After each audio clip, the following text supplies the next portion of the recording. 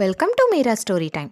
ஒரு அரசர் நாட்டில் இருக்கிற அறிஞர்கள், அரண்மனையில் இருக்கிற அமைச்சர்கள்னு எல்லாரையும் கூப்பிட்டு, நான் எனக்காக ரொம்ப அழகாக ஒரு மோதிரம் செஞ்சுக்க போகிறேன், விலை உயர்ந்த வைரக்கல்லை அதில் பதிக்க போகிறேன், வாழ்க்கையோட ரொம்ப மோசமான நிலையில் நான் இருக்கும் பொழுது எடுத்து படித்தா எனக்கு ஆறுதல் தர்ற மாதிரியான ஒரு வாசகத்தை எழுதி அதில் வச்சுக்க விரும்புகிறேன், அதை ஒரு பேப்பரில் எழுதி மடித்து அந்த வைரக்கல்லுக்கு கீழே மறைச்சி வச்சுக்க முடிகிற அளவுக்கு குட்டியாக இருக்கணும் அப்படின்னு கேட்குறாரு.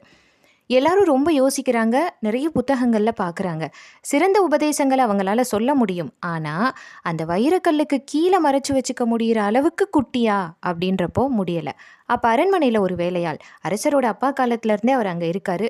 சின்ன வயசுல இருந்து அரசரை ரொம்ப நல்லா பார்த்துக்கிட்டாருன்றதுனால, வேலையாளுன்றதையும் தாண்டி ஒரு தனி மரியாதை அவர் மேல அரசருக்கு எப்பவும் உண்டு. அவர் எனக்கு அப்படி ஒரு வாசகம் தெரியும்னு அரசர்கிட்ட சொல்கிறாரு. ஒரு சமயம் உங்கள் அப்பாவோட விருந்தினராக ஒரு பெரியவர் இங்கே வந்திருந்தார். அவர் தங்கியிருந்த நாட்களில் நான் நல்லா பார்த்துக்கிட்டேன்னு கிளம்பும்போது எனக்கு நன்றி சொல்கிற விதமாக அந்த வாசகத்தையும் சொல்லி கொடுத்துட்டு போனார். அதை நீங்கள் இப்போ திறந்து பார்க்கக்கூடாதுன்னு சொல்லி ஒரு பேப்பரில் எழுதி கொடுக்குறாரு. அரசரும் வாங்கி மோதிரத்தில் வச்சுக்கிட்டாரு. கொஞ்ச நாளில் போர் வருது. அந்த போரில் அரசர் தன்னோட நாட்டை இழந்துட்டார்.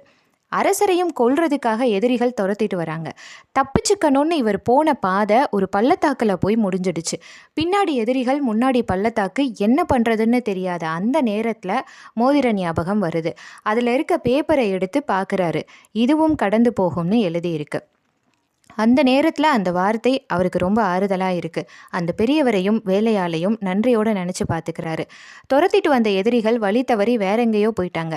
அதுக்கப்புறம் அரசர் அங்கங்கே இருந்த தன்னோட படைகளை ஒன்றா சேர்த்து திரும்பவும் போராடி நாட்டை மீட்டுட்டாரு. அந்த வெற்றியோட நாட்டுக்குள்ளே வரும் பொழுது மக்கள் ரொம்ப உற்சாகமாக அவரை கொண்டாடுறாங்க. அதை பார்த்து அவருக்கு ரொம்ப பெருமையாக இருக்குது.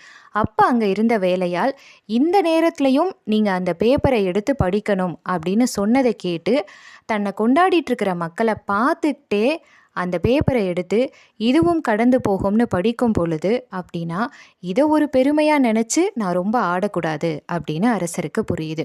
வெறும் வார்த்தைகள் என்ன பண்ணிட முடியும் அப்படின்னு கேட்டால் வெறும் வார்த்தைகள் தான்.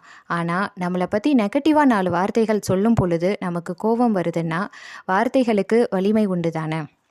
மோட்டிவேஷன் வேர்ட்ஸ் படிக்கிறதுக்கும் கேட்கறதுக்கும் நம்ப முடியாமல் இருக்கலாம். ஆனால் ட்ரை பண்ணும் பொழுது கண்டிப்பாக ரிசல்ட் இருக்கும்.